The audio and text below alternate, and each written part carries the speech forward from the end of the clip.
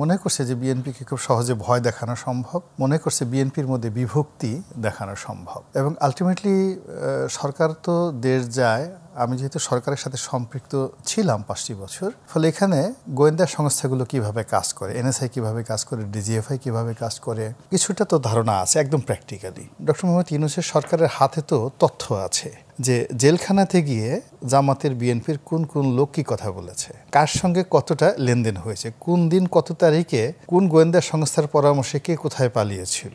এই জিনিসগুলো তো তাদের কাছে একদম ব্ল্যাক অ্যান্ড হোয়াইট চলে আসছে।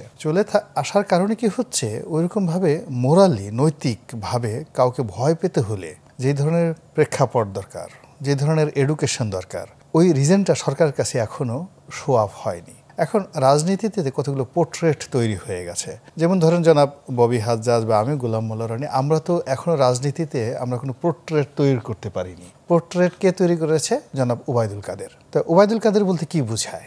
কাউয়া কাদের, ইট মিনস কাউয়া কাদের, এই যে পোর্ট্রেট। এখন ডক্টর মোহাম্মদ ইউনূসের কি দায় ঠেকছে? একটা কাউয়া কাদেরকে সে যাকে বলে ভয় পাবেন, তাকে পাত্তা দিবেন, তাকে প্রিভিলেজ দিবেন, কি দরকার পড়ছে বলেন তো? তারপর ধরুন কাউয়া কাদের সাহেবের সাথে কাউন্টার বিএনপির কারা কারা রাজনীতি করছে, জনাব রুহুল কবির রিজভী।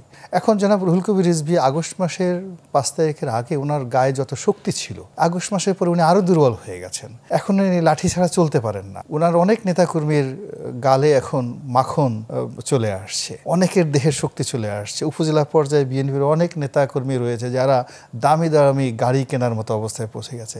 সেখানে জনাব রুহুল কবির রিজভী বা তার মতো যারা ডেডিকেটেড নেতা রয়েছেন, তাদের কেন স্বাস্থ্য নষ্ট হলো, কেন তাদের লাঠি এরকম হলো, এগুলো তো সরকার চিন্তা ভাবনা করবে। এখন সরকার যদি আপনাকে ভয় পেতে হয়, তাহলে আপনাকে তো সেই শক্তি থাকতে হবে। এখন মির্জা ফখরুল সাহেব দেখেন, এই গত 7 মাসে 7 বার অসুস্থ হয়ে গেছেন। এই কয়েকদিন আগে সিঙ্গাপুর থেকে তিনি সেখান থেকে আসলেন। একমাত্র দেখি আমির খসরু মাহমুদ চৌধুরী সাহেব, উনি একটু সুস্থ আছেন, আর বাকি সালাউদ্দিন সাহেবের বিষয়টা আবার আলাদা, বিকজ তাকে আবার আলটিমেটলি সরকারেরই একটা প্রচার মিডিয়া তারা ট্যাগ দিয়ে ফেলেছে, 2টো ট্যাগ। এটা সে কাটায় উঠতে পারছে না। প্রথম ট্যাগ হলো যে এই লোক এস আলমের লোক, এস আলমের গাড়িতে চড়েছে, এস আলমের ব্যবসা বাণিজ্য সেই দেখে, ফলে এই ধরনের বদনাম যখন এসে যায়, ক্যারেক্টার অ্যাসাসিনেশন এসে যায়, তখন সেই মানুষ দাঁড়াতে পারে না। 2 নম্বর হলো সে বেচারা অনেক কষ্ট করে ভারতে ছিল, এখন বলা হয় সে হলো রয়্যাল লোক, সে বাংলাদেশে যাকে বলা হয় আওয়ামী লীগকে প্রতিষ্ঠা করার জন্য হি ইজ ট্রাইং, মানে ভারত তাকে সেখানে নিয়ে মগজ ধুলাই করে। রাইট। তো এই 2টো ট্যাগ নিয়ে তিনি আসলে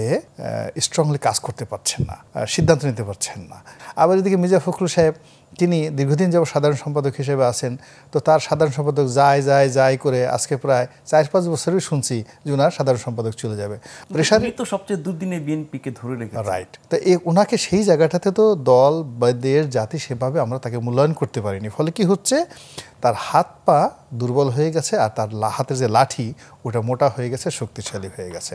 তো এই অবস্থাতে ডক্টর মোহাম্মদ ইউনূস বা আসিফ নজরুল কিংবা আদিলুর রহমান শুভ্র বা রেজওয়ানার কথা যদি চিন্তা করি, তাদের কি দরকার এই বয়স্ক মানুষদেরকে ভয় পাওয়া? নেতৃত্বটা কি বিএনপির দুর্বলতা হিসেবে দেখছে সরকার?